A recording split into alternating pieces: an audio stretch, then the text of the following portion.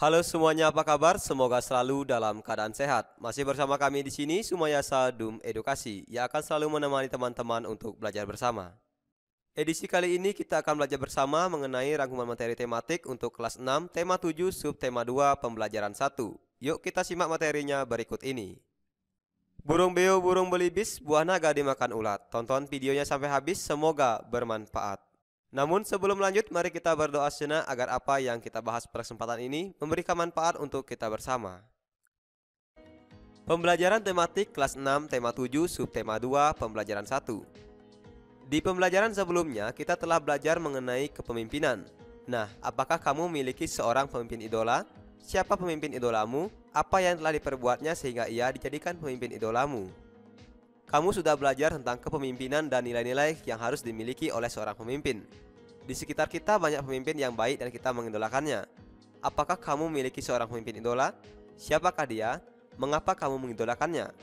Tulislah pemimpin idolamu dan nilai-nilai kepemimpinan yang mencerminkan pengamalan nilai-nilai persatuan dan kesatuan.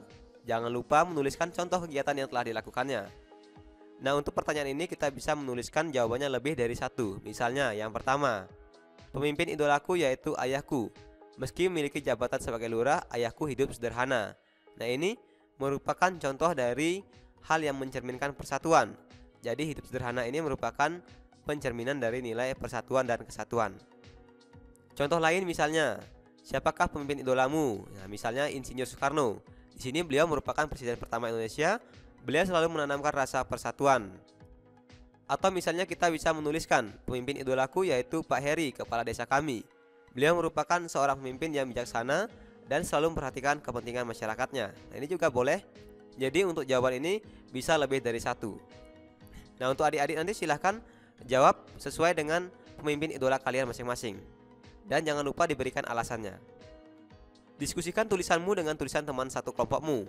Adakah persamaan antara hasil tulisanmu dengan hasil tulisan mereka? Gabungkanlah nilai-nilai kepemimpinan tokoh idolamu dan nilai-nilai kepemimpinan dari yang dimiliki oleh tokoh idola temanmu. Pilihlah 3 nilai kepemimpinan dan contoh kegiatannya yang patut diteladani. Tuliskan ketiga nilai tersebut pada kotak yang bertuliskan nilai dan tuliskan kegiatan yang telah dilakukannya pada kotak di sebelah kanan. Jadi, di sini ada sebuah kotak, ada pemimpin idola, kemudian ada nilai. Nah, untuk nilai ini bisa kita rubah. Bisa yang pertama misalnya nilai ketuhanan, yang kedua nilai kemanusiaan, yang ketiga nilai persatuan. Nah, nanti adik-adik juga bisa disesuaikan, misalnya nilai kerakyatan, nilai kepribadian, ini terserah adik-adik. Nah, misalnya yang pertama nilai ketuhanan. Nah, yaitu yang pertama rajin beribadah. Nah, yang kedua selalu bersyukur. Yang ketiga berdoa sebelum dan sesudah beraktivitas. Nah, ini merupakan pencerminan dari nilai ketuhanan yang dimiliki oleh pemimpin-pemimpin idola kita. Kemudian nilai kemanusiaan misalnya, yang pertama suka tolong menolong, kemudian yang kedua bijaksana dan adil, yang ketiga menghormati orang lain. Nah, ini pencerminan dari nilai kemanusiaan yang dimiliki oleh pemimpin idola kita. Selanjutnya nilai persatuan misalnya, yang pertama kerja bakti di masyarakat, yang kedua menjaga kerukunan, yang ketiga berbahasa Indonesia. Nah, ini merupakan pencerminan dari nilai persatuan yang dimiliki oleh tokoh dari idola kita. Kemudian sampaikan hasil kerja kelompokmu kepada teman satu kelas. Apakah kamu melihat persamaan dan perbedaannya? Pemimpin idola dapat berasal dari berbagai kalangan. Diskusikan siapa saja para pemimpin idola teman sekelasmu. Apakah mereka bekerja di bidang politik, sosial, budaya, ekonomi, atau pendidikan? Catat hasil diskusimu. Kamu bisa mempelajari contoh yang diberikan. Nah, jadi di sini ada contoh. Misalnya pemimpin idola yaitu Badru. Ini posisinya kepala desa. Nah, kalau dia kepala desa berarti dia bidangnya itu bidang politik. Nah, prestasinya yaitu menjalankan program budaya Tegur Sapa. Nah, di sini nanti silakan adik-adik menjawab nama pemimpin idolanya siapa, kemudian posisinya apa, dan bidang kegiatannya itu seperti apa. Apakah dia bidang politik, sosial, atau pendidikan? Dan prestasi yang diraih itu seperti apa?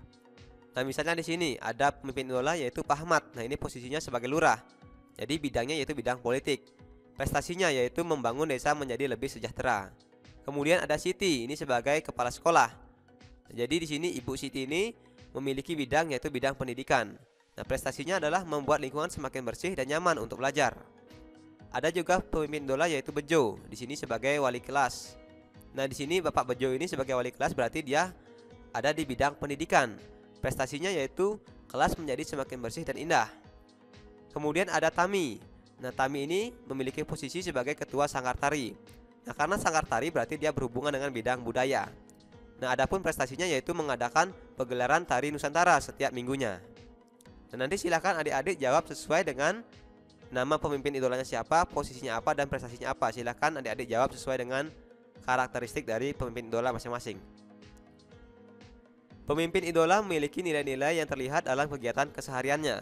Sebaiknya kita banyak belajar dari para pemimpin idola yang menjadi pujaan kita atau idola kita. Nah, kamu bisa menuliskan tokoh idolamu, lembaga tempatnya bekerja, tugas dan manfaat kelembagaan pada tabel berikut. Perhatikan contohnya. Nah, di sini ada contoh pemimpin idolanya yaitu dokter. Kelembagaannya berarti dia di rumah sakit sebagai kelembagaan sosial. Nah, tugasnya adalah merawat warga yang sakit, memberikan penyuluhan kesehatan, dan manfaat dari lembaganya yaitu sebagai tempat warga berobat, tempat warga mendapatkan obat. Nah, ini adalah manfaat dari kelembagaannya. Nah, kita juga bisa menuliskan contoh lain. Misalnya ada pemimpin idola yaitu kepala desa. Kelembagaannya berarti di pemerintah desa kan.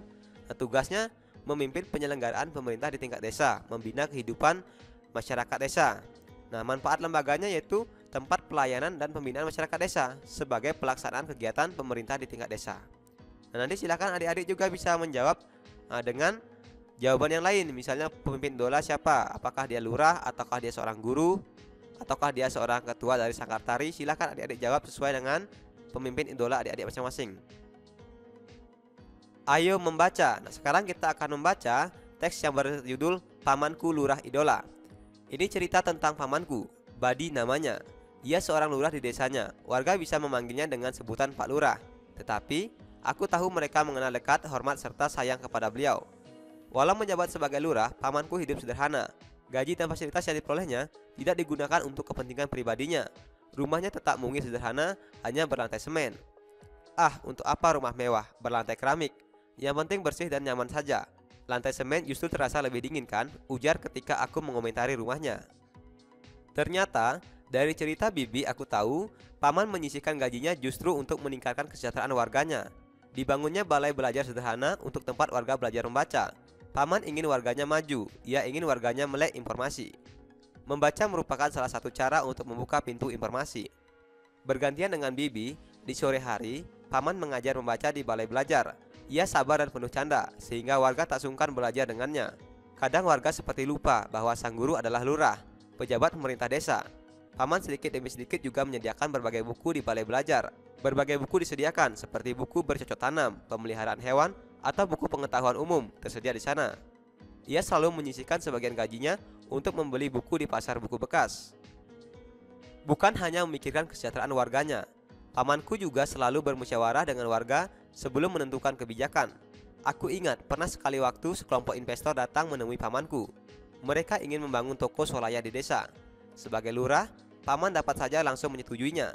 Tetapi paman justru mengumpulkan warga untuk berdiskusi. Dikemukakannya dampak positif dan dampak negatif jika ada toko swalayan di desa mereka. Sebagian besar warga tidak setuju karena khawatir akan mengalahkan usaha kecil mereka. Warung dan pasar tradisional akan tersaingi. Tanpa ragu, paman pun menolak rencana pembangunan toko swalayan tersebut. Aku yakin banyak warga yang ingin dipimpin oleh lurah seperti Pak Badi pamanku. Seorang pemimpin yang memilih untuk tidak menjulang tinggi di tengah kesederhanaan warganya. Seorang pemimpin yang memilih untuk berjuang maju bersama warganya. Perhatikan nilai-nilai yang dimiliki oleh tokoh pemimpin pada teks bacaan di atas. Sebagai seorang pemimpin, ia sedang mengamalkan nilai-nilai persatuan. Apa yang dilakukannya merupakan wujud dari cintanya terhadap tanah air. Berikut ini adalah nilai-nilai yang terkandung dalam sila ketiga Pancasila, yaitu Persatuan Indonesia. Yang pertama, sanggup dan rela berkorban untuk kepentingan bangsa dan negara. Yang kedua, mengembangkan rasa cinta kepada tanah air dan bangsa. Yang ketiga, mengembangkan rasa kebanggaan berkebangsaan dan tanah air Indonesia. Yang keempat, mengembangkan persatuan Indonesia atas dasar Bhinneka Tunggal Ika. Dan yang kelima, memajukan persatuan dan kesatuan bangsa.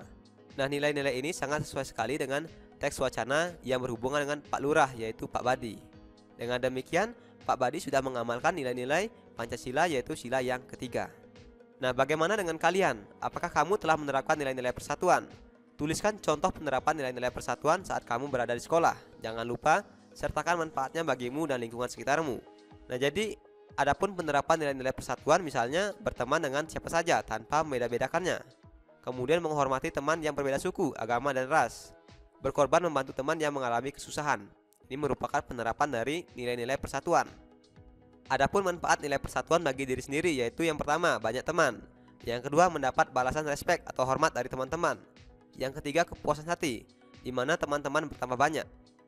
Nah, adapun manfaat untuk lingkungan yaitu timbulnya rasa kebersamaan, rasa kekeluargaan dan solidaritas semakin tinggi, sehingga dapat menciptakan kerukunan dan kedamaian. Sekarang kita diminta untuk membuat sebuah rencana pidato yang mengajak teman sekolahmu untuk membantu adik kelas atau warga di lingkungan untuk belajar membaca. Susunlah naskah pidato dengan terstruktur. Nah, di mana struktur penyusunan pidato ini telah dipelajari sebelumnya. Nah, teks pidato harus memuat yang pertama yaitu salam pembuka. Salam pembuka ini berisi kalimat sapaan, misalnya selamat pagi, selamat siang, selamat malam, assalamualaikum, om swastiastu, namo buddhaya, dan lain sebagainya. Kemudian berisi pendahuluan, yaitu memaparkan topik permasalahan yang akan dibahas. Nah, kali ini kamu akan membahas pengamalan persatuan dan kesatuan di lingkungan, yaitu meningkatkan kualitas warga. Kamu akan membantu adik kelas atau warga di lingkungan rumahmu untuk membaca. Nah, jadi topik teks pidatonya yaitu bagaimana kita akan meningkatkan kualitas warga melalui peduli membaca. Kemudian terdiri dari inti. Nah, inti ini berisi pembahasan topik secara lengkap, berisi kalimat ajakan atau bujukan yang digunakan untuk mengajak pendengar melakukan kegiatan yang diharapkan. Keterangan lengkap tentang topik disampaikan secara rinci. Dan penutup. Nah, pada penutup ini penyampaian rangkuman atau intisari topik yang telah disampaikan. Kemudian salam penutup berisi salam penutup seperti ucapan terima kasih. Nah, ini merupakan bagian-bagian yang harus ada dalam sebuah teks pidato. Pemimpin yang dikagumi adalah mereka yang dipercaya oleh rakyatnya. Mereka bekerja untuk kepentingan rakyat dan memikirkan nasib rakyatnya. Apa yang terjadi kalau pemimpin tidak amanah? Nah, kalau pemimpin tidak amanah, tentu yang terjadi yaitu yang pertama, kita sebagai pemimpin tidak dicintai rakyat.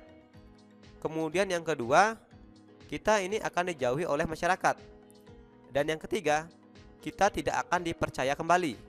Dan yang keempat ini yang paling penting, jika kita menjadi pemimpin yang tidak amanah, yaitu lingkungan di mana tempat kita berada ini akan menjadi tidak nyaman. Nah, untuk itu sebagai pemimpin kita harus bijaksana dan menjalankan amanah rakyat dengan baik. Baiklah adik-adik, mungkin cukup sekian dulu materi kita kali ini yang berhubungan dengan materi tematik untuk kelas 6, tema 7, subtema 2, pembelajaran 1. Terima kasih telah menyaksikan video ini, semoga bermanfaat. Nasi kecap rasanya gurih ditambah kuah daging cumi. Saya ucapkan terima kasih sudah mendukung video kami. Sampai jumpa lagi dalam video pembelajaran berikutnya.